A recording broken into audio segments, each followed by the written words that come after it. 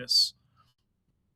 We'd like to gently acknowledge that we're standing on the traditional territory of, well, whoever was here savagely killing and genociding each other at the time. They aren't in charge anymore, and thank God. So leave us the hell alone.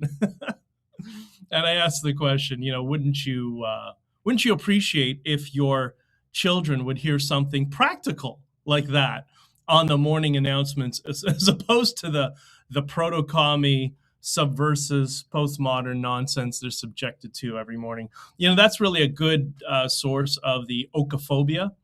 And oikophobia, for people who don't know, oikophobia or oikophobia, I hate that pronunciation. That just means when people are trained to hate their own culture. So here we are. Risa, I am back, and Willem, I am back. I hope you're all well. So this is the first day we're experimenting to broadcast through RMTP to Substack. And, I gave some props last time to Substack and how great they are at innovating, capturing anything that's new in terms of technology and implementing it into their platform. And I'm very appreciative of it. So thank you, Chris, and the team at Substack. You're doing a wonderful job. So there's good news. Let's start with really good and positive news. Big announcement, if you haven't heard, Punch the Monkey has found a monkey that has accepted him into the tribe. I think it's just one, but it's a start to show that sometimes there's a little bit of humanity amongst the rest of the animal kingdom. And if only we could behave just as well, right? Yes, so I did want to wish, and I had already wished a good morning to all of you, with the exception of the La Muñeca, the Colombian hit woman, and the Colombian Instagram sex traffickers. But don't worry, Colombia. Mexico has come up from behind and said, hold my beer. And Mexico is going to shine in this realm. It's just so weird how Latin America is. But if you spend time there, you understand why it's so complicated. But we'll get to that. But if you think, as bad as you may think Colombia and Mexico are currently, at least Colombia and Mexico have not issued a special visa permit for military-trained foreigners that will allow for ISIS fighters to join Canada's military. And I would say potentially blowing up our bases from the inside. I think that's pretty likely at this point. You can see they're already excited and planning for it. So anyway, so at least Colombia and Mexico aren't doing things quite as stupidly as Canada is. I'll be in Florida next month, by the way, or in a couple weeks, on a panel. It's more of an exclusive, a smaller venue, and for some very important reasons. But if anyone is interested and will be in Florida in the middle of March, let me know. I'll give you the details.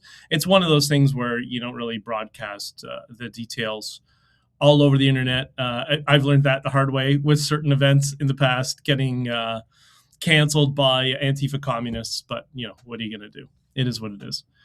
I was thinking about the items that have been memory holed in the media before we get to kind of what's going on in the world right now. Was there not some sort of TRANS shooter in British Columbia? Sorry, I got the YouTube censorship bots around me. I don't know, killed a bunch of kids. Does that sound familiar to you? I don't know. I guess the Canada's fake news has completely memory holed that event already, because I don't hear much chatter about it anymore. So remember that when they say, think of the children, right? Anyways, and I hope some of you, I suggest last time, everybody should be following up on and reading Jihad Watch, as if you want to get informed with what's going on in the global culture war. Jihad Watch is an extremely effective platform and factual platform that covers this sort of stuff. It's even at the bottom of the Canadian Heritage site, website, and more. I'm so sick of it, Wanda. Listen, we're all on the same page. We're all sick of it. What we need to do is get everybody kind of those of us who are on the same page. We got to dust off the people who are trying to cause division and getting people fighting with each other because our culture is at stake because certain ideologies and religions expand in the vacuum of stupidity, which many of our political operatives are trying to create. That's why they run defamation and whisper campaigns against many people. And that's because, God forbid, there are some people that could unify people and bring us together for a common cause. So that's a little bit of what's going on in the world, of that world of, let's say, we'll call it activism, I guess you'd say. So a couple of things. YouTube, did you know, and we are going to get to Tucker Carlson, I promise, and the State of the Union, I promise, we're going to get there. But did you know that YouTube had its 20th birthday, on February 14th, 2005 is when, or 2006, I guess it was, is when YouTube launched. So YouTube is, this is the point of it, it is a Valentine's Day platform. I don't know, was it the only platform that was created on Valentine's Day? Who knows? But I don't know. I thought that was a nice thing for us to discuss. Self-driving trucks. So this is something I came across, a company called Ellen Ride. So they have this idea, they want to take a tractor trailer and make it completely automated. And they've managed to put together, I think, $113 million is what it said in venture capital to build this out into, it's a SPAC merger that's scheduled for this time of the year, early 2026, I guess Q1. And I looked at this, it's really wild. You can see that the truck itself, firstly, it doesn't have a cab. Like it doesn't really, looks like it doesn't have a place for a driver to fit, that is completely automated. And I look at that and I think, is this just money laundering through venture capital? And, you know, the reason I say that is this would require the entire transportation system to be overhauled. And, you know, maybe it needs to, or it doesn't need to be. That's another topic of conversation. But unless this is just for niche areas, for example, transporting goods from one factory to another factory, you know, you're AC Delco, you're making compressors and you have a bunch of skids that need to go to the General Motors factory that's within 100 miles. Okay, maybe I can see that happening, you know, very predictive. It's the same company and procedures and systems and infrastructure that is running on both ends. Yeah, maybe that can happen. But so much of the friction in transportation comes from competing organizational systems that don't jive really well. Like, for example, Amazon is completely automated. So when trucks go to an Amazon warehouse, they actually don't issue you any paperwork. And for certain items, they force the drivers to download an app and allow them to track the shipment if it's a high value shipment, right? But that causes such friction within the transportation world that there are companies that will not accept orders from Amazon. So the way this works is many times, you know, brokers will broker loads and sell them, and it goes into the boards, and trucking companies will bid on them and they'll buy them. When they see something coming from Amazon, they refuse to do it. And they refuse to do it because the systems of organization and procedures of their companies are really, especially cross-border, they're designed around government infrastructure, in this case, cross-border infrastructure, which is not run through an Amazon app. So my point in all of this is these are great ambitions to have, and I don't doubt that this will be the case one day, but we're 100 years away from this. This is another example of we overestimate change in the short term, but we underestimate change over the long term. So yeah, there will be significant change over the long term, but just the way the system works right now and the competing organizational processes, like we can get every company to overhaul every procedure, and it's not in line with the government. I mean, that's not going to happen. That's not reality. But if it's in a certain niche within a region, yeah, I can see it having some success. Anthropic. So those of you who don't know, Anthropic is one of the language models, competes with OpenAI. It's the one that a lot of people who are writers tend to use, writers and researchers. It definitely biases more towards academia in some way, shape, or form. And the CEO of Anthropic, Dario Amodei, I think it's how you pronounce his last name. He has said publicly that he cannot, in good conscience, accept the demands of the Pentagon to give military unrestricted access to Anthropic's AI systems. And, I'm of two minds about this. I get this. The idea of being more libertarian, get the government out of my life. And I tend to bias more in that direction. But at the same time, when people say, well, how did 9/11 happen? How could we have had this level of disorganization? Well, this is why. Because the infrastructure suggests, well, we have a solution and a way to systematize tracking of people who are adversarial, who use systems like Anthropic, and we want to see access to it. But when the market says, no, we're not giving you access to it, the government says, okay, well, what can we do? I mean, the security apparatus. So I think it's one of those things that I definitely bias more in one direction, so my bias. But I also want to present like the best argument on the other side. And the best argument on the other side is, okay, great, but life is all about trade-offs. And that's why the whole 9/11 nonsense is hysterical. I mean, that's just, people buy into the 9/11 conspiracy. They just never read a Dilbert cartoon, or they've never worked in the corporate world, or they've never worked in government. If you any of those three things, you understand exactly how unfortunate these unfortunate things happen. But anyways, Anthropic is saying no to the Pentagon, which I say good, but there's going to be some, that's a trade-off, should we say. Wanda, I see your comments. I'm going to get to that in a second. Wanda's talking about tractor trailer large haul. Okay, well, I'll just read now. She says, we've recently had some high winds here in southern Alberta. A tractor trailer hauling a large load of wood had half the load in the middle of the deck, blown out partially into the next driving lane.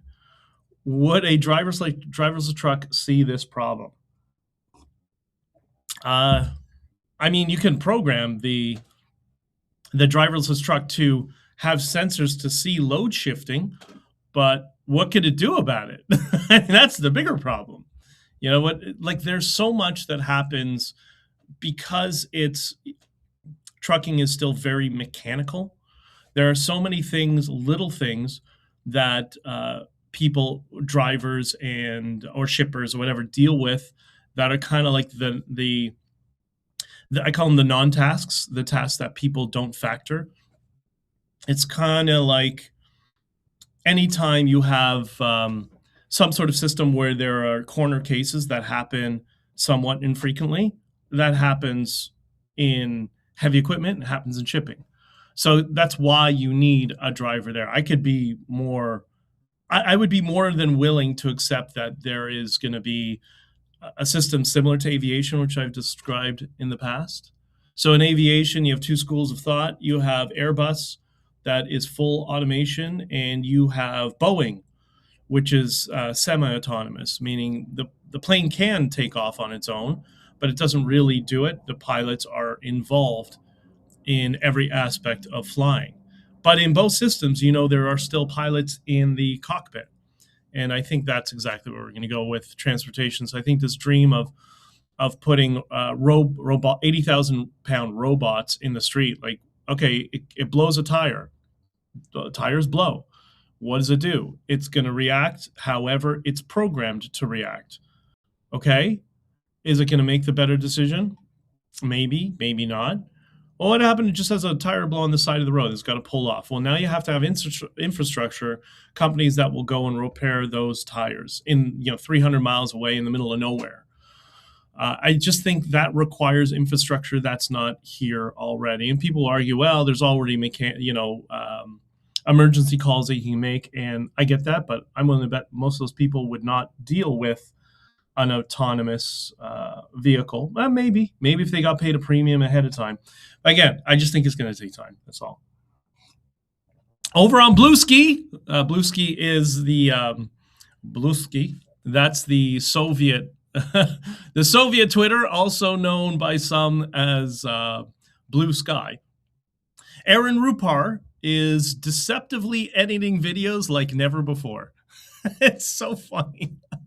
This is an observation that was made by Scott Adams, but I think it's grown far worse than it was previously. So what's amazing about Aaron Rupar is, from what I see, almost 100% of the videos that he posts are deceptively edited to strip the meaning and context out of the speaker. And it's pretty wild. It's absolutely hysterical. So I find it amazing that these people keep going, but it's to say that's insidious is, I think that underplays it tremendously. If someone who uses video to deceptively edit and cause mental illness in masses of people, which is what he's doing, should that be considered cyber terrorism? The idea, think about it this way. Terrorism is the idea of creating general fear and anxiety amongst the population. Isn't that what he's doing? By editing all these videos and getting people to be fearful and in extreme states of anxiety, this is how you fuel the TDS stuff. And is that cyber terrorism? Now, that might be too far. I'm a free speech guy, but perhaps we should have warning labels on people like Aaron Rupar. I know, what would my warning label be? A mildly persuasive or something like that, but his would be, I don't know, the possible cyber terrorist. It's just really, it's wild to go on there and watch what's going on. So anyways, he posted a video. I wonder if I can still find it. It's of, what's it called? Let me find it here. It's for Hillary Clinton. And Hillary Clinton, I had it here already, but I'm going to find him again because Aaron Rupar is the only person on Blue Sky. I'm assuming that's him that's posting, and it's not a bot, although it might be. Here we go. You type the letter A, and you get Aaron Rupar. So he posted this video. And by the way, today we're still doing more testing, as you can tell, because now we finally have Substack can see the videos and not just have audio. So everybody's equal here. It's make all the lefties happy. So let me post this video. This isn't so much deceptively edited, but his framing is to boost probably the most irrelevant deflection that Hillary Clinton is putting forward. So Hillary Clinton was deposed, or we call it in Canada discovery, but she was deposed related to the Epstein files. And so let me see if I can share this. We'll go to here, share. No, I think it's working. Oh, look at this. It's brilliant. Okay, I hope you can all see it. Let me switch over to the other screen. Of course, there's a delay. All right, let me move over here. And I think I can play this. You know what? I'm going to have to open up Substack on my phone and make sure that there's audio for this as well, because I want to be able to do this more and more, that when I'm referencing stuff, that you can, that you can see it. Oops, did I screw up? Did I just screw up the thing? I don't think so. All right. let's see, can you, if you're on Substack, let me know if you can see the window right now that's being shared, because you're supposed to be. Oh, wait, hold on. I did something wrong. Here we go. Screen. Okay. There we go. Perfect. We got it. See, you got to give me credit. Eventually I'll figure it out. Yeah. Okay. Let's start with this right now is on screen here. I think so. I'm going to play it anyways, and let's see what goes on. And if you can't see this or hear this on Substack, just give me a holler, okay? Well, I have just finished testifying. I answered every one of their questions as fully as I could, based on what I knew. And what I knew is what I said in my statement this morning. I never met Jeffrey Epstein, never had any connection or communication with him. I knew Ghislaine Maxwell casually as an acquaintance, but whatever they asked me, I did my very best to respond. It was disappointing that they refused to hold a public hearing, so I wouldn't have to be out here characterizing. You know what's amazing about that is she says, and Aaron Rupar misses this part, right? She says, I never met Jeffrey Epstein. I don't know Jeffrey Epstein, whatever. Like, yes, but your husband repeatedly engaged in group sex with Jeffrey Epstein, didn't he? Sounds like he knew Jeffrey Epstein pretty well. Like, I'm just going to gloss over this. Now, then watch this deflection. It's absolutely hysterical. Rising it for you. You could have seen it for yourself. You could have seen it from yourself. She's disassociating herself from all of this. It asked for that. We think it would have been better for the committee and its efforts to gather whatever information they are seeking. We had... You notice it's just word salad. She's talking, but she's not actually saying anything. Let's go on. A bit of a challenge in the beginning because we had agreed upon rules based on the fact it was going to be a closed hearing. So now she's defaming the proceedings, that they broke rules. She's the one who followed all the rules. I still want an answer. Your husband was engaged in group sex with Jeffrey Epstein. Can we have a comment on that? Are you supportive of that? Like, what's going on? Anyways. At their demand. And one of the members violated that rule, which was very upsetting because it suggested that they... It was very upsetting. Who was very upset? This is why language is so important sometimes. You can see the disassociation from herself. She doesn't say, I was upset. She doesn't point a finger to anybody. It's just, it was very upsetting, just out into the ether. This is brainwashing, is what she's trying to do. They might violate other of our agreements. So we had to cease the hearing for a period of time until... So they needed intermission, okay. Until we could get assurances that no rules would be broken going forward. And so like all proto-commies, now we're just focused exclusively on the rules. You know, it reminds me of, I remember this documentary. It was about the Cassini probe. And they were going to, for those who don't know, it was a probe. The Cassini-Huygens probe went to Titan. And this was the first time we would get a view from the surface of Titan, because Titan, nobody could even speculate. It was just a big haze. And midway through the journey, the cameras failed. And there was a big meeting amongst the engineering team that designed all the different cameras and all the different sensors for the probe that was going to land on the surface. And the bureaucrat that, this is how bureaucrats use weasel words and weasel framing, said that, well, basically it's good and bad. And it's the good news, the bad news is none of the cameras are working. But the good news is all the tests that we use to confirm that the cameras are not working, we're successful. And apparently the engineers went crazy. What are you telling me? Nothing works? Yeah, but our tests to determine that it didn't work were successful.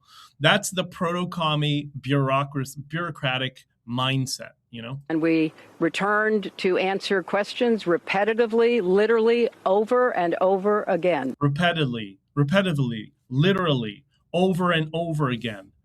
This is repetition persuasion, right? I don't know how many times I had to say I did not know Jeffrey Epstein. I don't know how many times that's kind of the really frame. Really? You're going to suggest that I had anything to do with Jeffrey Epstein? It's the dismissive play. I never went to his island. I never went to his homes. I never went to his offices. But where were you when your husband was? So it's on the record numerous times. It then got, at the end, quite... Now here is the deflection that she's going to use to dismiss the entire proceedings and turn it into a joke, right? So this is a deposition. This is a legal framework. And what does she have to do to the people who follow her that are already primed to believe anything she says? Now she needs to discredit. By the way, this is what fuels the woke left. This is why they think the way they do.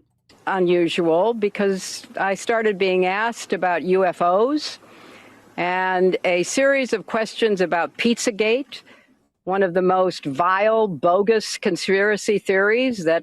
Agreed. However, every other email from Jeffrey Epstein refers to people as pizza. So maybe there's something more to it. Maybe there's a reason they were asking that. I'm not saying it's real, because it sounds a little crazy, but you read those Epstein emails, they're pretty wild. It was propagated on the internet. That was... Oh, so now the internet is bad. Serving as the basis of a member's questions to me. So the proceedings were bad, the questions were bad, the internet is bad, everything's bad, but you understand, this is why when people are framed that they are emotionally attached to someone, they can sell them word salad and nonsense. And that's what you're looking at right now. We'll do another couple seconds to move on. So I can only say that the best exchange that I had came at the very end, when, contrary to every other deposition... You notice her flow of language just stopped. It just got interrupted, and she hesitated. She never hesitates. She's actually quite polished and quite assertive. Lots of lesbian politicians are like that too. Sorry, just I don't really care. Whatever. We all know it's a marriage of convenience. That's why she wasn't on the island. We don't, I personally don't care, but she's going to avoid talking about that. Anyways, let's move on from this. But I just wanted you to see, there you go. There's Aaron Rupar and there's Hillary Clinton. That is the brainwashing machine on the other side. And if that's all you see all the time, that's the only news that you are subjected to, of course the people on the other side are going to behave like how we perceive them as maniacs, but to them, they're completely rational. And I could see that, right? That's, anyways, that's, get Hillary Clinton off my screen. And by the way, I don't really hate Hillary Clinton any more than any other. I don't know her. I don't hate her. She's a politician. And we've discussed many times on this stream before the credible people in the least credible people in the world, and politicians are amongst them, right? But we're going to talk more about Epstein and the files. There's lots of stuff coming out, but let's move on from that. Something else that's going on in the world. This is a little video. So now that I know how to do this stuff, we can share this little video I set up. This one is brought to you by the Religion of Peace. This is coming to us.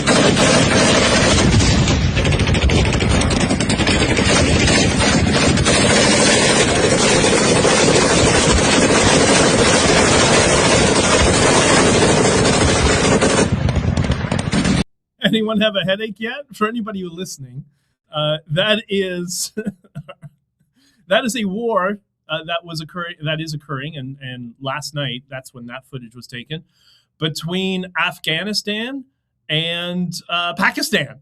So you know what's good? You know what's good in the when you don't have Christianity or Judaism or Hinduism or Buddhism or all the other peaceful religions in the world. The net result of that is peace. Look.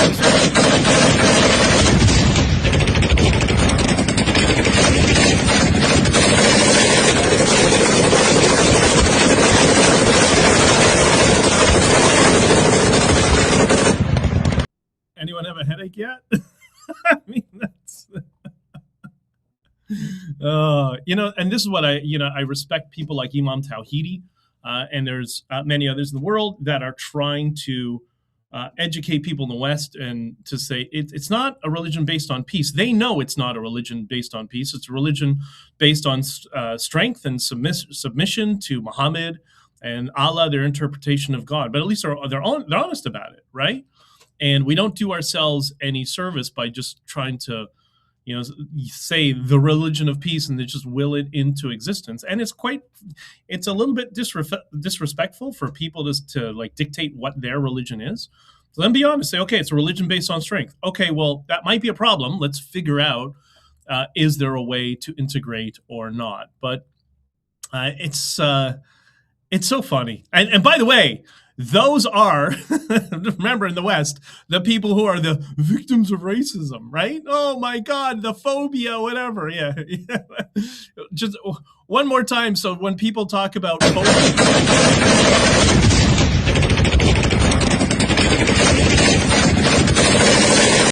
All right, I got a headache already from that. It's enough, but like, it's so crazy.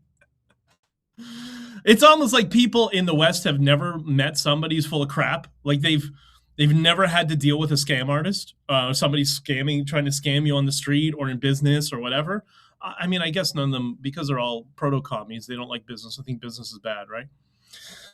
Anyways, all right, let's get on to the State of the Union, which I think most of us enjoyed that State of Union and saw a little bit of humor in it. Just a couple of points on it. So for people who are outside, I don't know, the world, didn't see what's going on politically, the State of the Union for friends I have friends in South America and in Europe who reach out to me and watch some of my stuff afterwards.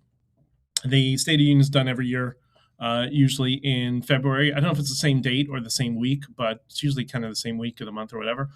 It's basically usually the annoying speech where president says one sentence and then everybody gets up and claps for 20 seconds and then they sit down, they do it again.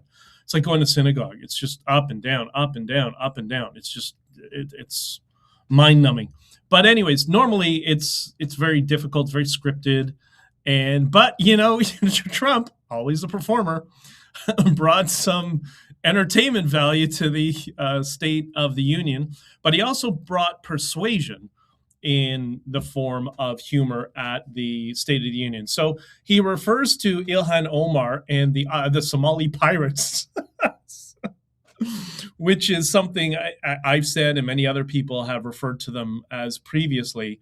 But to hear that from the throne during the State of the Union address is absolutely hysterical. It's so funny. But that sort of framing, it's like when people get upset. I get annoyed with people get upset sometimes in politics because like, oh, you can't be crass or you can't be rude. Treat everybody with respect.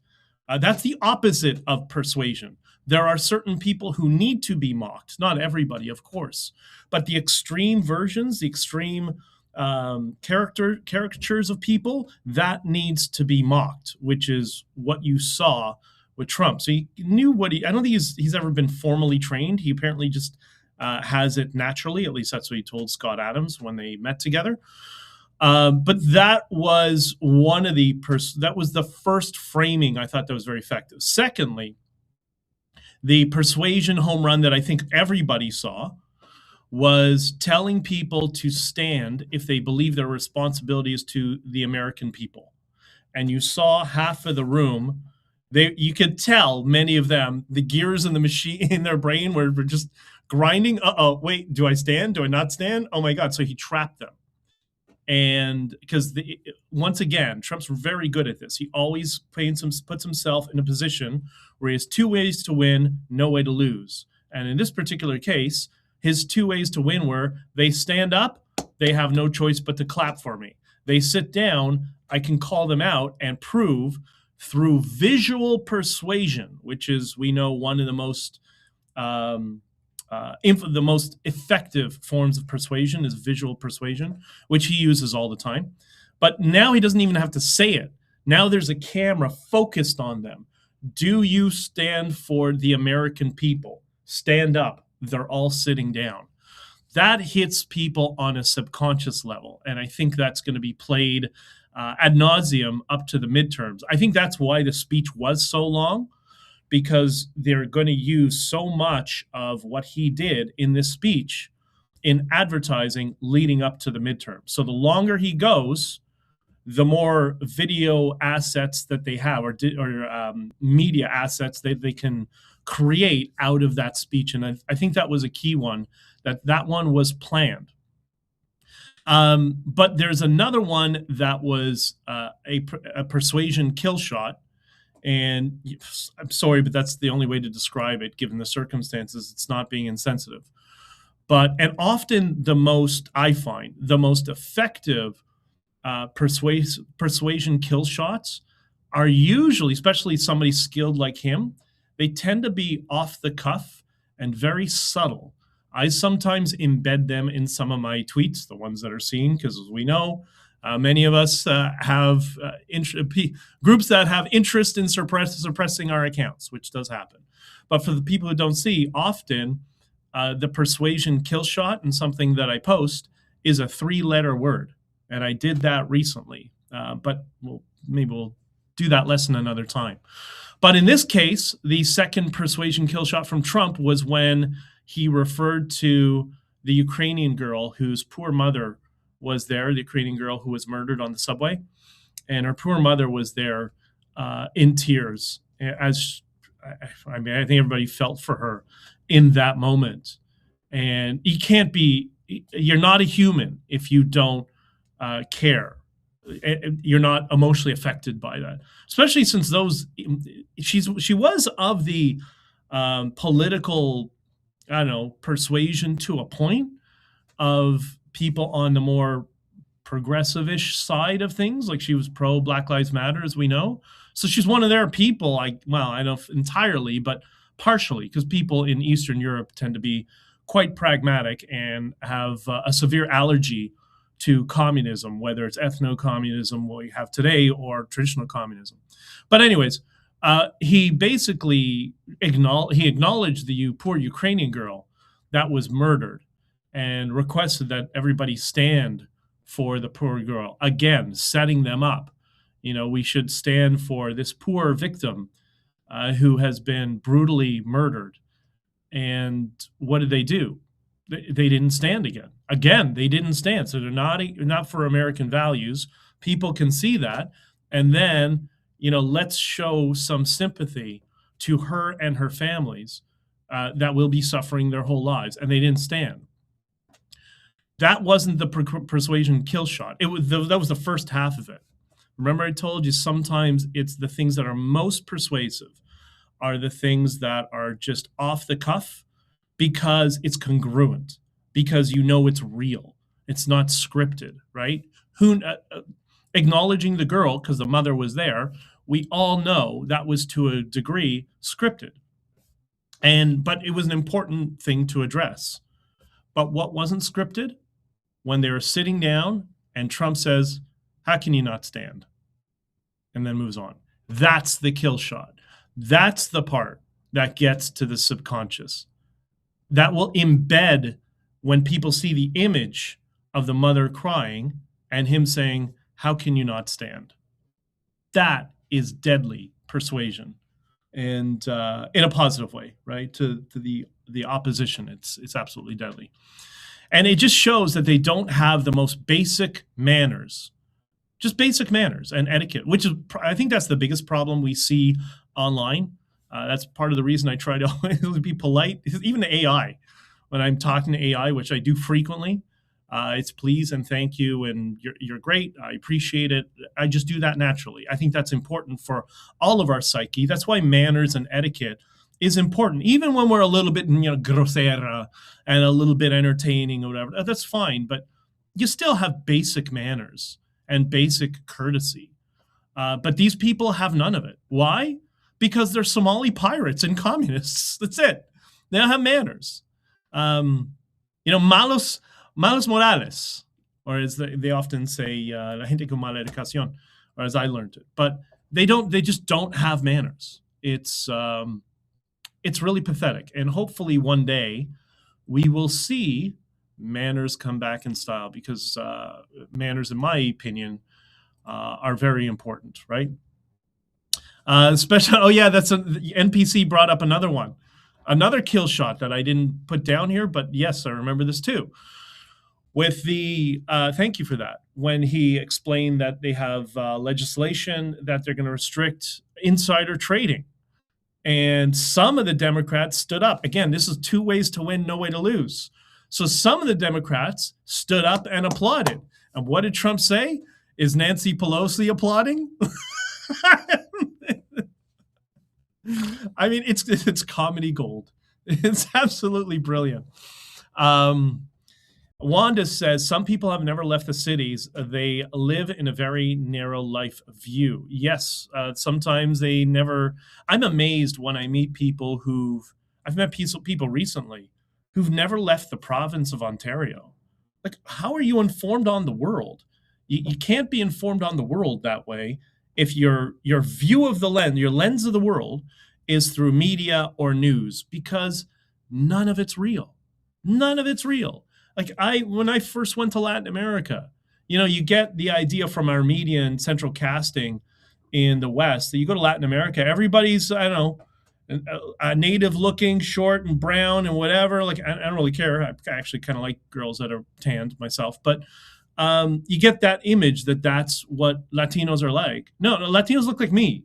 That's how most of them look, especially when you go in the cities. Like, even in Medellin, I remember when I first went there, they call it La Ciudad de los Europeos, the city of Europeans, that everybody looks European, more so than other cities. But that's all over the place. It's pretty wild. But you don't know that until you get off a plane and go and see someplace and experience it. And that's why I always was an advocate of, don't go to a resort when you go to Mexico. When you go to Mexico, go and live there. Go get a place. Or if you have friends who live in CDMX or in Monterrey or different places, go there and hang out with them. Go do daily routines with people.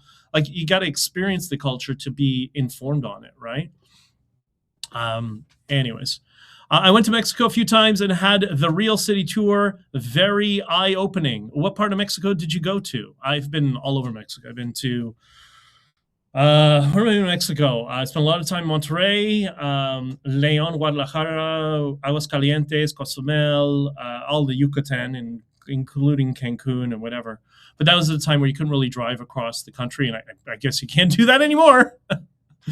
But, you go to places like Polanco, you think you're in, like, Beverly Hills. It's just, I wish more Westerners would experience other parts of the world and maybe hold back on their opinions until they actually have some experience. And you realize, it's third world economically, but there's a lot of places, we have so many similarities. There's no reason for us to have so much of these, at each other's throats. That just benefits the politicians. And like I said, during the trucker convo many times, when politicians and the media get out of the way and we just talk to each other, we all kind of find each other and get along.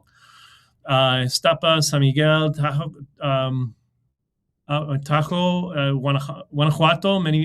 Guanajuato is amazing. Guanajuato is, for those, if you want to go to Mexico, not now, but if things cool over in Mexico, a beautiful city to go to is Guanajuato. That's where they film all the novelas, like the soap operas. It's very colonial. It's very beautiful. It's just a gorgeous place. So, yeah, I love Mexico. Hopefully, Mexico comes out of its current state. But we're going to talk a little bit about Mexico right now. So, Mexico. I got bad news, everybody. The cartels raided the Costco. I know that Costco, actually. I think it's the one in León. So León's the city right next to Guanajuato. It's like they don't call them suburbs, but I would call it a suburb. And yeah, I've been to that Costco a couple of times. Remember, I'm not a big Costco shopper, but yeah, it's León is a very wealthy suburb of Guadalajara. And did I say Guanajuato? I meant Guadalajara. Guanajuato is where the colonial houses are for the novelas. Guadalajara is a pretty big city and actually a pretty cool city. I quite liked it. I also liked Monterrey. Monterrey is quite nice. I'd like to go back there sometime soon. And Monterrey is a more conservative country in Mexico. Anyways, so Sheinbaum, the proto-commie president of, she is so scared. Like when Trump said, yeah, she lives in fear, permanent fear of the cartels. You can see it in her body language. You can see it in her facial expressions. If you know what to look for and if you're trained in that stuff, which myself, Scott Adams, and other people have been trained in this stuff, you can see it directly. She is in perma-fear. She is paranoid and petrified all the time. And it's funny. Her comment, I'm going to paraphrase it, but her comments basically were, we cannot go back to a war with the cartels. So we can't go back to arresting, prosecuting criminals. That's right. We can't go back there. You can't do that. You know, it's the Justin Blackface Idiocracy Trudeau approach. Remember that moron? If you kill your enemies, they win. That's what Justin Blackface Trudeau said. If you kill your enemies, they win. No, that's not how life works, you idiot. Kill your enemies, they win. A moron. So that is the policy of Claudia Sheinbaum, is if you kill your enemies, they win.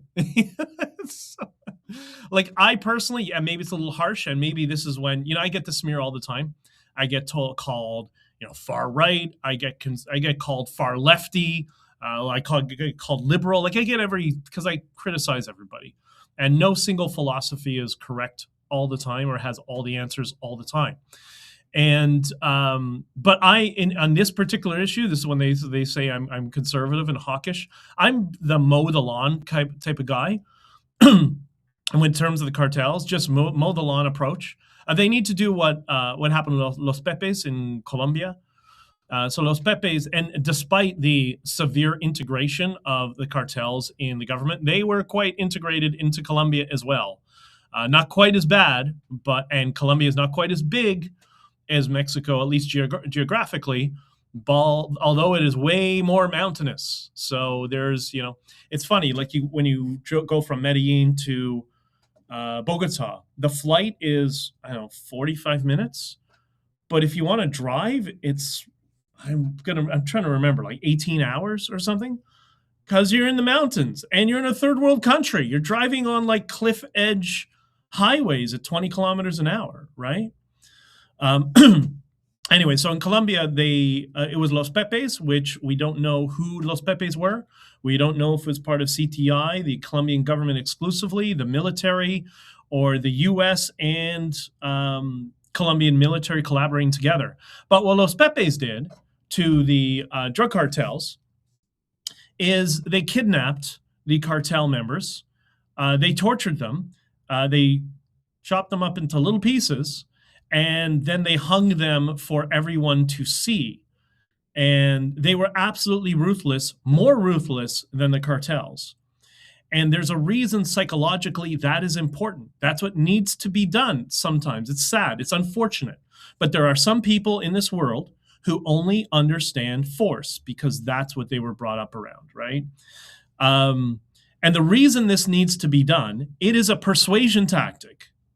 Remember, whenever we talk about persuasion, we're talking about the subconscious. You need to strike fear in the people who only understand force. And the only way you get fear is overwhelming force in the opposite direction, which is what they did to Los. And they basically hunted them. They hunted the cartels. And yeah, shockingly, I know this is shocking, right? But if you ignore your problems, the ignore your problem strategy, shockingly, that doesn't work. I know, crazy. Scarface doesn't go away when you just try to ignore him. You think that, like, how stupid these people are.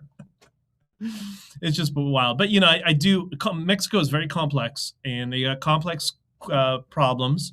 And I am not a fan of anything around Sheinbaum at all. But I would not want to be in that position.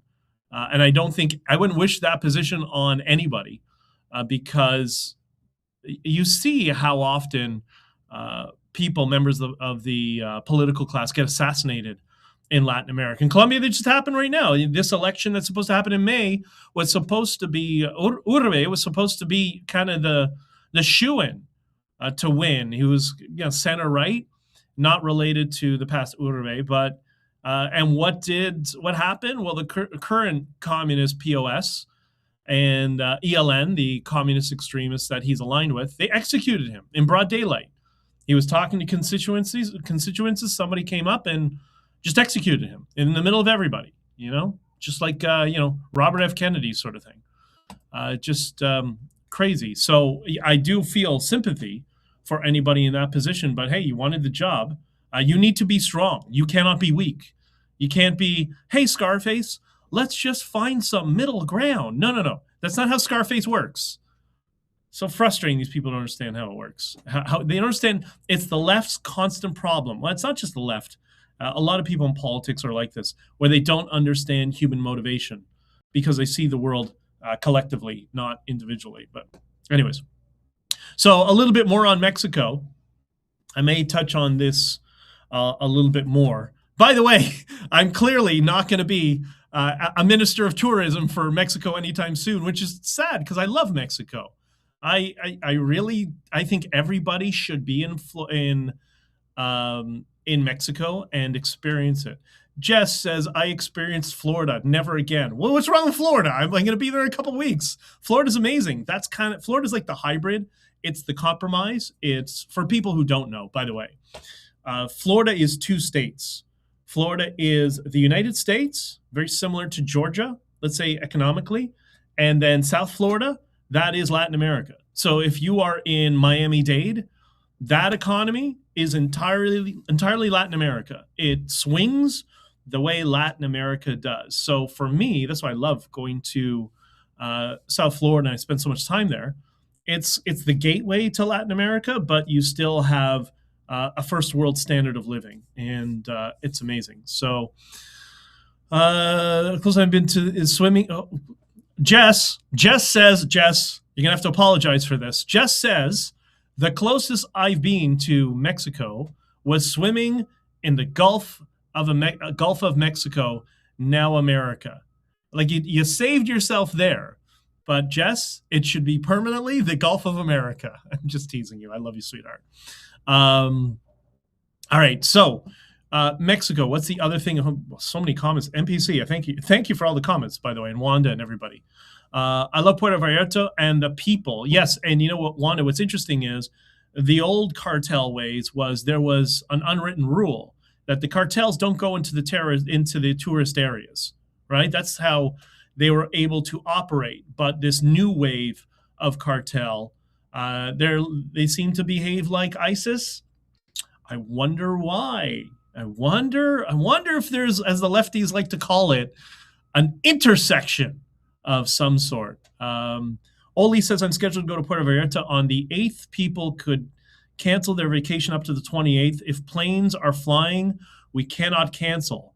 I might be flying into the eye or maybe not. Okay, so Ole, if you're going to be going to Mexico on the 8th of March, like I would go if I was in your situation, with one difference, with one exception, and maybe you have this.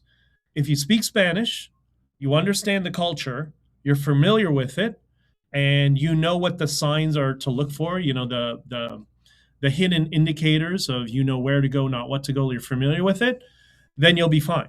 right? That's how people who live in those countries are able to survive. But if you're, I don't know, a member of the NDP who celebrated Hugo Chavez and thinks, oh, everybody's just like me, I'm going to go hang out in Chihuahua and everything's going to be fine. And I'm going to bring out my Canada flag or towel and go just hang out on the beach. Well, then you're going to get kidnapped. That's just the way it is, right? So if you're familiar with Mexico and you speak Spanish, then I say go. But if not, I would say, cuídate mucho, señor, right? Clearwater and St. Petersburg, Largo, our area is great. You know, it's funny in PC, I didn't know the west half of Florida and all the years I've been going there until last year, I guess it was the first time I went. I went to Naples and spoke at a conference in Tampa. I'm actually going to be in Naples on this trip. I got to go to Naples to do some interviews with Protocol Pulse. Follow them online, by the way. And they're doing a series of podcasts on my book, this book, Honking for Freedom. Check it out. Available at honkingforfreedom.com. Anyways, we're doing a very long series of podcast episodes on this book. So I'll be in Naples. Yeah, the other side is great. It's a completely different vibe than Miami, but I personally love both, maybe because I speak both languages. Not perfectly, by the way. My Spanish is far from perfect. All right. So the other thing that's been happening in Mexico, I'm glad to see that the New York Post has finally started on this, and we'll get into this a little bit more because somebody has explained this all to me, and it's amazing that nobody has been talking about it. It's been going on for over a decade. These Mexican death camps. I know. I told you it's going to be a little negative today. That there were essentially concentration camps, death camps in Mexico. Those were run by the cartels. And one of the particular ones, I don't know if this was in the story or another thing that I read on it, but one particular camp that they found 400 or 450 bodies and all their shoes and clothing and whatever. And there were 3 crematorium ovens. Yeah, that's your cartels. That's why you need to chop them into little pieces, right? Throw them in the crematorium and let everybody watch and then send it to the rest of the cartel members. Because the only thing they understand is a punch in the face. Well, a lot more than a punch in the face, unfortunately. Sorry, this sort of like human rights stuff makes me really angry. But and remember, the Mexican government is the ones that will just ignore your problems. They'll go away. Scarface won't, just ignore Scarface. It'll be fine. So they've been doing this for many, many, many years. And this is, you wonder why the Islamists are taking over the West is because of this level of cowardice. But the death camps in Colombia, Mexico, that the cartels were operating were actually all about money, believe it or not. And I may map it out in a future article. I haven't decided yet or not, but money and fraud and migration. Mass migration. Most of them were not Mexicans. Most of the victims were not Mexican. They were from other places, Guatemala, Honduras, Nicaragua. Those are the people who are victimized in these death camps. So anyways, whatever. We never learn. Okay, on to something a little bit lighter, and then we'll shut it down. It's our friend Tucker Carlson. It's getting to the point that I'm embarrassed to have been on his program, even though, yeah, I guess he was sane at that time. But, I know it's not him. I know it's not. I'm going to explain this in more detail, but I have to get everybody primed over time to understand the process, what's led to Tucker Carlson, his dramatic shift to where he is. I think the first thing to understand is that many people are still watching, and this is something I learned a long time ago about media. The people who are still watching Tucker Carlson, they are there for the entertainment. And we like to tell ourselves we watch news or news programs because we want to be informed. But that's not it. We're watching for entertainment value. And it just so happens for some of us, entertainment is learning what's going on in the world, right? Or at least an interpretation of what is going on in the world. But it's important to understand that these people who are watching Tucker Carlson or the maniac, the black girl, whatever her name is, I already forget her name. I was on her show too, and I never forget her name. What's her name? The one that everything is the Jews and she's going after Erica Kirk. I don't know, whatever her name is. She's another example of this phenomenon that people who watch this sort of stuff, they are passively engaged and not really listening. That's one half of them. So they're passively engaged and they're not listening. They're just kind of zoned out in sort of this hypnotic state. And just, often people are watching this stuff while they're doing something else. They're not even really paying attention. It's an important thing to understand when you're engaging in any sort of, media trying to communicate stuff to people. Who are the people who are actively engaged and who are the people who are passively engaged? Most of the people are passively engaged, right? Then there's other people that are in this manic state that they just absorb absolutely everything. There's a void in their life and they need some excitement. And you saw this amongst the COVID people. Think about it this way, and you have to. That's right, Candace Ovens. Think about the people during COVID, for example. There's a lot of people during COVID who were, the activists, shall we say, who, I don't know what it is about the left-wing activists. Why do they always have some high degree of insulin resistance? I don't know. But anyways, imagine you're a far-left insulin-resistant activist, and you're told that you can be a hero and save the world from the big, bad, scary whatever if you just stay home and enforce masks on people, and then you get to moralize onto anyone else who's not listening, right? That is very appealing to a lot of people who don't have a sense of meaning in their life. So now you've given them meaning for the first time. That's why so many of them were so extreme in their rhetoric against everybody else, because for the first time they felt like their life has some sort of meaning. That is really important and really powerful to understand about people. But anyways, now that Tucker Carlson has turned into one of those and has become an extreme leftist, and this is the Dugin frame, which we're going to talk more of in the future, because again, this is complicated to understand, and I don't want to give everybody a fire hose because it's difficult to understand the conclusion. If like arithmetic, if you don't understand the steps that get there, then it all makes sense, right? But if you want to know what Tucker is thinking, just go look at Alexander Dugin's X feed or join his Telegram. It's pretty wild. You want to see brainwashing? That's exactly what you're watching. So his behavior is not a coincidence. Tucker Carlson's behavior, and to show the dramatic shift in Tucker Carlson's framing of the world, how now his framing of the world is the polar opposite of what it was his entire life, his entire career. I have a video here from somebody, and this is courtesy of an X account by the name of Joel Mowbray, Mowbray. You should follow him on X and on Twitter.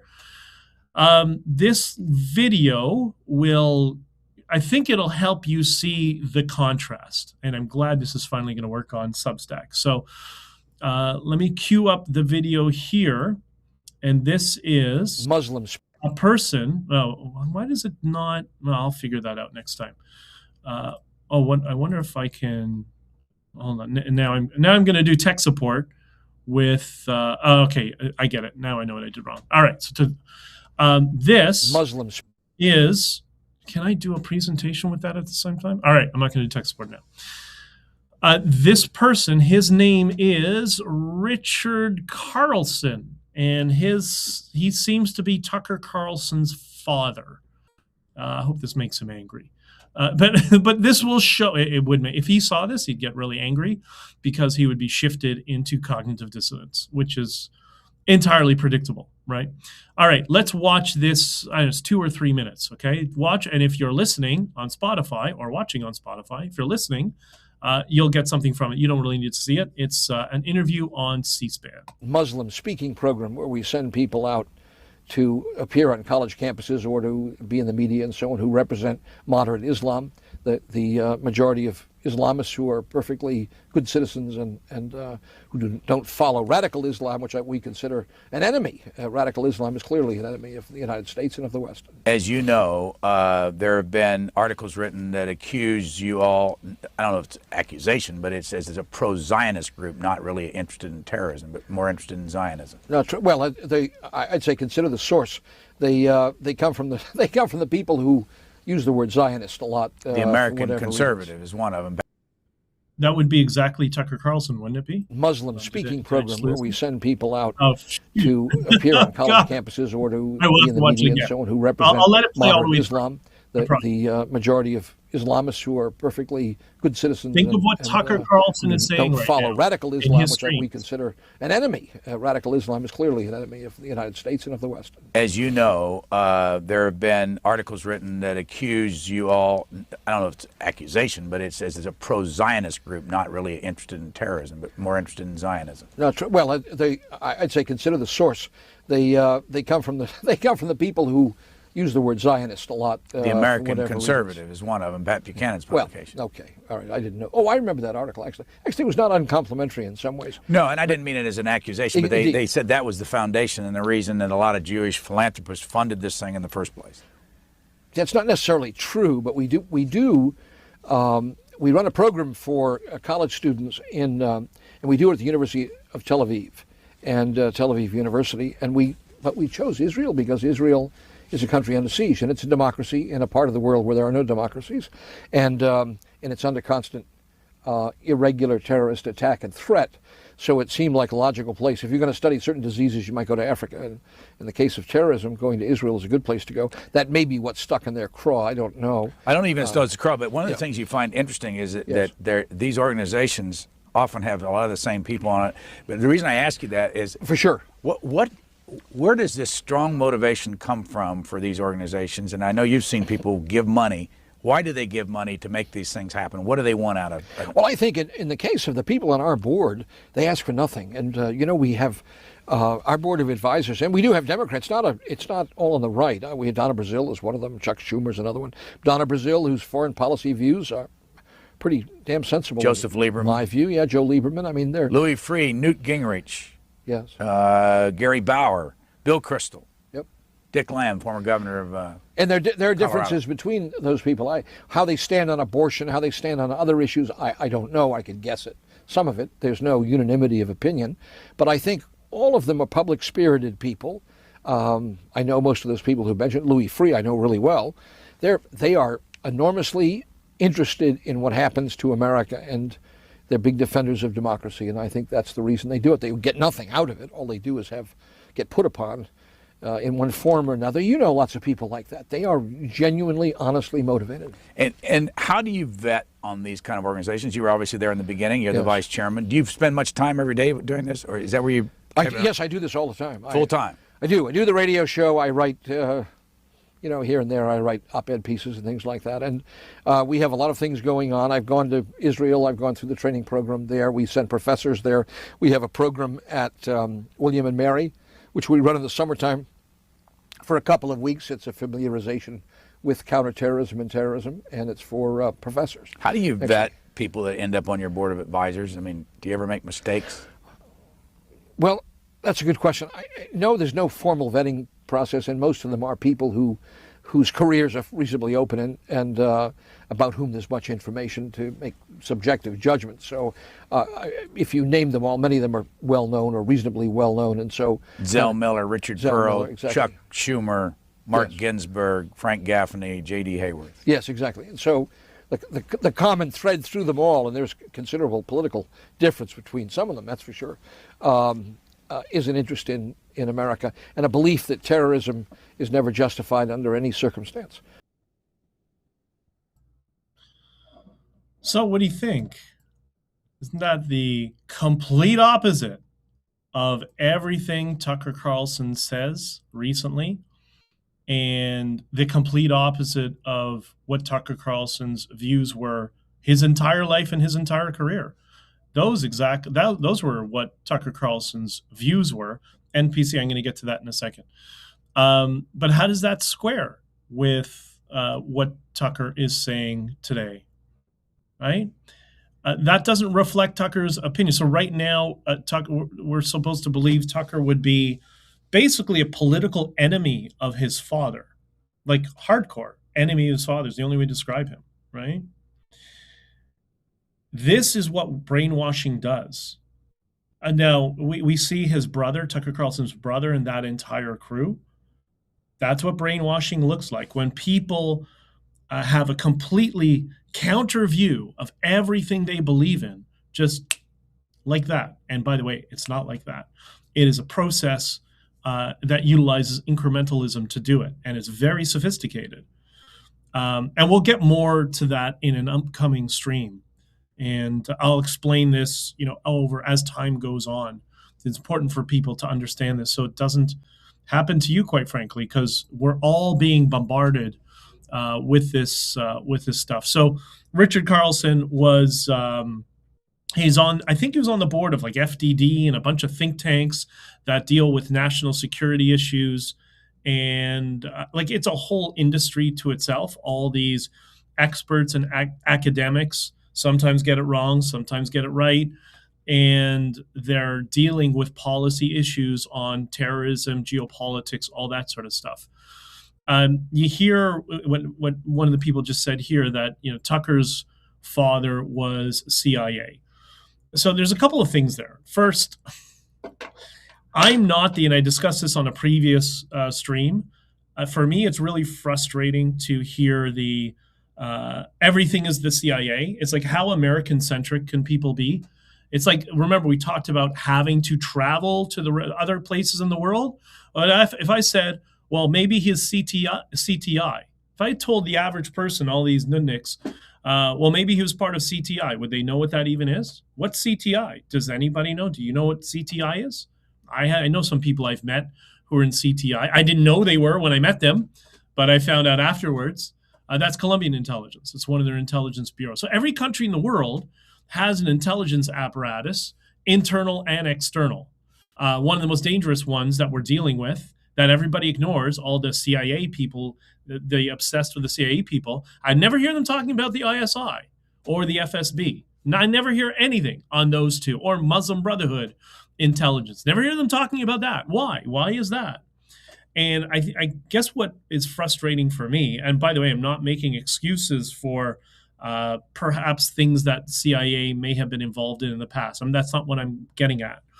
But people are being sold a frame online. It's just such a lazy interpretation of the world that the CIA is just a gang, right? It's just a gang like MS-13 or the Crips or the Bloods. It's just a gang that goes around and does. You know who thinks that? You know who thinks that? People in the Middle East. They think that. They think the CIA is a gang, the Jews control the world, and all this BS that you're seeing regurgitated from the Candace Owens type people in the world, that is straight out of the Middle East. That is normal. Like, you read some of the crazies on Al-Aram, that is their normal discourse of conversation. Why? Because they have an IQ of 60 and they don't understand how the world works. Simple as that. The CIA, you know what the CIA is, like all enforcement? It's a Dilbert cartoon. It's a big bureaucracy with certain goals, objectives that they need to achieve, and there's a hierarchy above it, and then there's lots of disorganization within it, and there may be factions. Like, I don't know, how many staff are in the CIA? How many tens of thousands of people?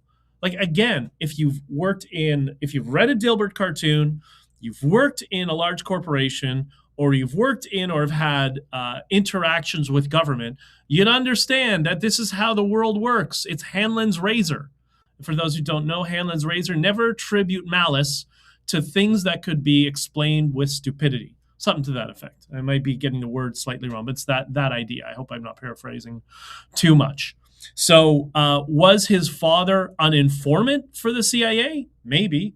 If he's on all these national security think tanks, then yeah, he probably had interactions with people who were elected officials and people in law enforcement and people in intelligence, right? But it's not like a gang color. Oh, CIA. And I think that's important for us to understand because there's good and bad everywhere, right? And when we first, when I first started this presentation today, what did we talk about? We talked about obviously we talked a little bit about Epstein and framing and all that sort of stuff, right? But these apparatuses that are there that are supposed to protect I understand small government because I'm a small government person myself, and I'm a small government person because of the Dilbert filter that perfectly overlays on government behavior, right? But just to dismiss, just to give somebody a label, right? Oh, you're conservative, therefore you think this. Oh, you're liberal, therefore you think this. Oh, you're an informant, you're an intelligence expert. You're this, you're CIA. That is leftist framing, the labeling of people. And he brought up something interesting there. One of the questions was, he said, I hate this is, again, collectivism, Jewish philanthropists. How about there's all sorts of philanthropists? Some of them are from different religions. I know some of those powerful philanthropists are actually Catholic, right? And who engage in this area of national security and trying to help solve some of these problems, right? But do you know why? Because I've met some of these very wealthy philanthropists on a number of occasions. They may not like me saying this, but I'm just going to be straight with you and honest with you. You never hear why. You hear the smear from the Tucker Carlson, Candace Owens crew. You hear the smear, oh, people are with lots of money are giving to causes and whatever. Why? They never say why. And I know the reason why. And it's something we get wrong in Bitcoin, by the way. It's very simple. Remember, Hanlon's razor, never attribute malice to those things that could be explained with stupidity. I'm not saying this is stupidity, but the interpretation is stupidity. You know why? Do you know why very wealthy philanthropists give to organizations like this who are engaged in national security and trying to figure out strategies to push back against radical extremists, which I think we would all support? You don't support that? You want the Muslim Brotherhood just to walk in to the Western world? Hey, wouldn't it be great if there's some wealthy people that contribute to think tanks that are trying to figure out how to lobby and push back against it, which is exactly what they're doing. And do you know why? Because they're scared. They're scared just like you. But instead of going on the internet or publishing articles or speaking, what they do is, because they have the means, they help put money to institutions that they try to get within the system to push back. Do they always work? No. Do they sometimes make mistakes? Yes. Do they suffer political entryism from the other side sometimes that veer them in the wrong direction? Of course, because everything is a Dilbert cartoon. But that's what they're trying to do. And I think that's something we should be appreciative of, that there are people that are concerned to see Tucker Carlson now aligning with the very Islamic extremists that are here trying to subvert the West, that he's trying to amplify them, that there are people that are freaking out and then what is going on? This has to stop. So they try to put money to these private institutions that try to push back. Because if not, then all we would have is money going to private institutions from the Muslim Brotherhood and from communist proxies and Hezbollah proxies, whatever. Then it would be exclusively that, and there would be nothing on the opposite side, which is what Tucker Carlson's father was describing. So he's actually gone to the enemies of his father. That is the power of brainwashing. That's how effective it can be if you have somebody who's particularly skilled in that form of communication. But the good news is there's other people on the other side who are almost as equally skilled. So I hope that helps and puts some context around Tucker Carlson. So I don't know. Somebody asked me, can we save Tucker Carlson? Is there a way to fix what's happening? And I said maybe, or maybe not. The problem with, the human operating system, and we see this a lot with everything from the extremists, like the ISIS extremists, to ex-Muslims, that often when people have a worldview and that worldview is pulled out from underneath them, they slip into this cognitive dissonance because their worldview is now completely false. And that is very difficult for many human beings to process. So they'll switch and they'll adopt to a new framing of the world. That's sometimes when people convert in religions is another good example. That when people abandon their core framing of the world and adopt a new one, then that's it. They're never going back. That's why the most extreme ISIS type, extremists. I was thinking of another word, but I don't want to use bad words here. I'm going to limit that. But the most extreme interpretations of these radical philosophies are usually converts. They're the most extreme. So when you see somebody who is a convert into extremism, that's the most dangerous one. And you see this when, I think Sam Harris discussed this when he was reading excerpts from Dabiq magazine. Dabiq was the ISIS magazine. And the publication was it was basically authored by converts. And their language, their diction, their punctuation was beyond academic level. It was so perfect. When you adopt, but the benefit to this is if you can find people that are have a worldview, they didn't have any sort of worldview, and they've adopted one. See this amongst the woke left.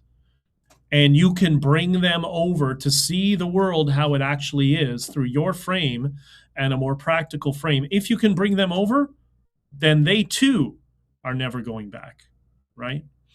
Or should I say it's very difficult, very, very difficult to make that happen, right?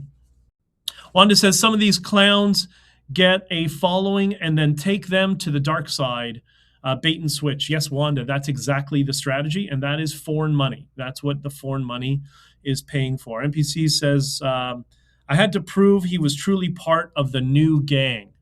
He had to prove he was truly part of the new gang. He's talking about, he said, I knew a Sikh turned Muslim, and he was the most hardcore idiot I've ever met. Exactly.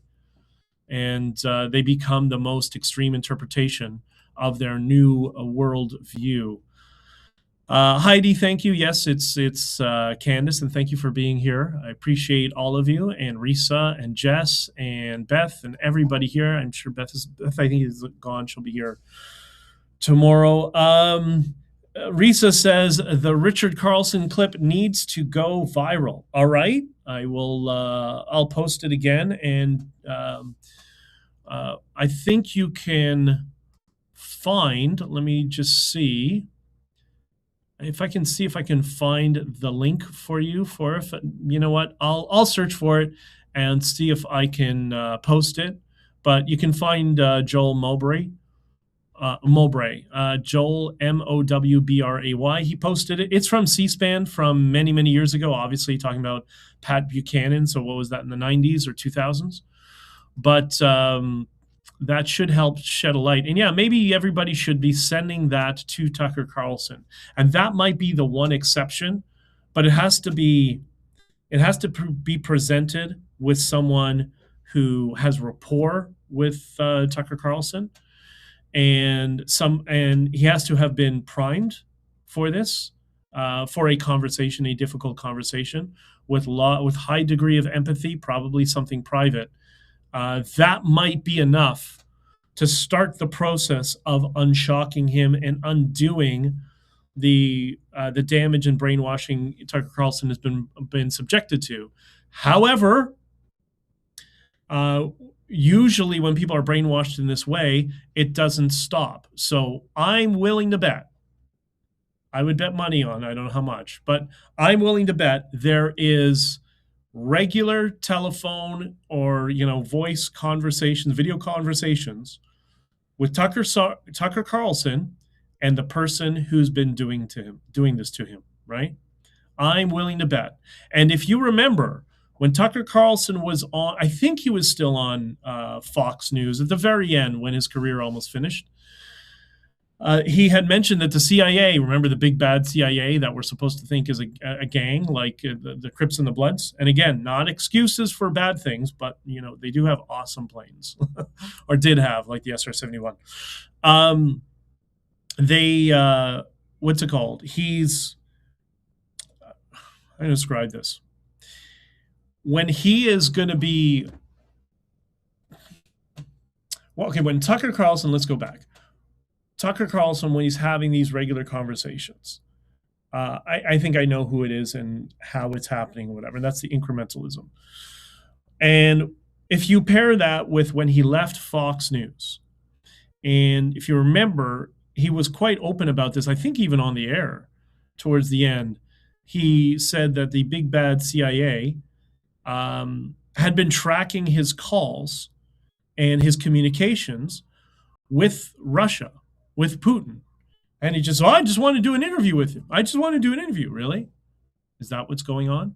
Maybe that's what he thought. I'm willing to bet that's exactly what he thought. Because if you look at, I remember watching that, you can see he's not in portrayal.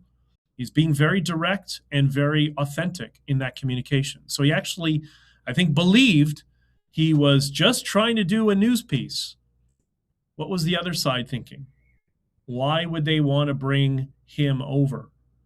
Because it's Fox News? Okay, what's the relevance of Fox News in Russia? Absolutely zero. They have RT. Why couldn't they just bring him an RT?